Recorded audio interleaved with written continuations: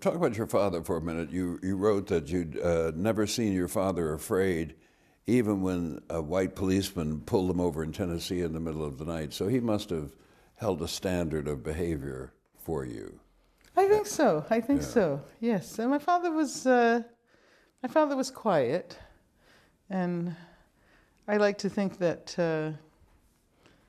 that I inherited that sense of calm and sense of quiet, even though, of course, I've had to speak out in ways I never imagined I would have.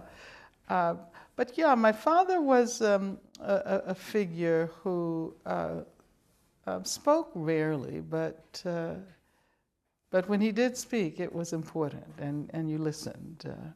And this incident in which I was convinced that we were going to be killed. Mm-hmm. I was convinced that we were going to be one of those stories in the newspaper of black people disappearing in the Deep South. And as I recount the story in my autobiography, my father liked to drink. I think it's Canadian whiskey or something like that. Canadian Club. Something like that, yeah. But you couldn't buy it in Birmingham. And so he had bought a case of it somewhere along the route from New York to Alabama. Mm. And we were nearing Alabama when we went through this dry county and were stopped by the sheriff, who said that when he saw the whiskey, he said, this is illegal, and the judge is out of town. So I don't have any choice but to put you in jail until the judge comes back, and I have no idea when the judge is coming back.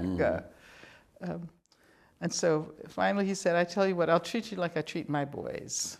And he said, follow me. And my father followed him to this old warehouse in an area of town that we were absolutely unfamiliar with.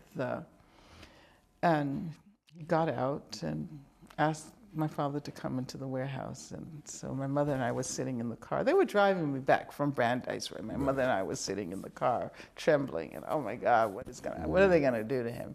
And then finally he came out laughing, and he said, all he wants is the whiskey and $100. So, yeah, but that was a very frightening moment, and I appreciated how my father, dealt with that situation. Tell us about your sister and you pretending that you're from Martinique and going into a downtown shoe store in Birmingham. Yeah, well, we were so used to this segregated character of the city. You go into a shoe store and immediately, if you're black, you have to go to the back and hope somebody will wait on you. They might not even wait on you. So both my sister and I had learned French by this time. I had been away for a while, and so we decided to walk into the store pretending that I could not speak English at all. My sister spoke some English, but she would have to translate for me.